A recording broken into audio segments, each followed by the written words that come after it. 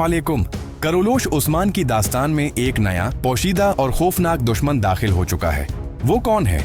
क्या डीफ ने भी नीलोफर खातून की तरह उस्मानी खानदान की बहू बनेगी? क्या इलाउद्दीन बे की दूसरी शादी करीब है? और आखिर डीफ ने बादशाही रूम को कत्ल क्यों करना चाहती है?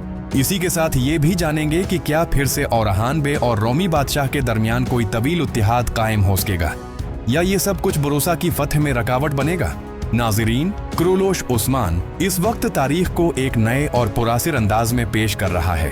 हर किस्त के साथ कहानी में पख्तगी और किरदारों में गहराई बढ़ रही है। खासकर एक नए खातून वलन की आमद ने दास्तान के सस्पेंस को कई गुना ज्यादा कर दिया है। नामालूम दुश्मनों के अभरते हुए कदम सबको हैरान कर रहे हैं। यहाँ सामने आती है डीफ ने, जो अपने मुस्कुराते चेहरे और रंगीन शख्सियत के पीछे ताकत, सियासत और इंतकाम की एक तल्ख हकीकत छिपाए हुए है। वो अमन नहीं चाहती, क्योंकि वो नीलोफर की जदाई का बदला चाहती है।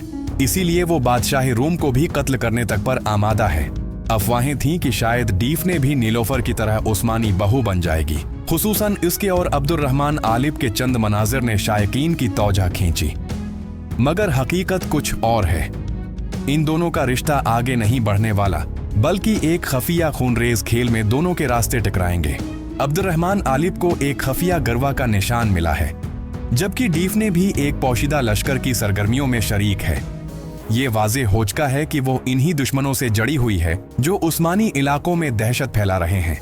जहां तक ये सवाल है कि क्या डीफ ने मुसलमान होगी या इलाउद्दीन बे की दूसरी बीवी के तौर पर दिखाई जाएगी, तो नाजरीन, इसके इम्कानात न होने के बराबर हैं। इलाउद्दीन बे की दूसरी शादी जरूर दिखाई जाएगी, मगर वो खातून अभी तक सिरेज में दाखिल नहीं हुई।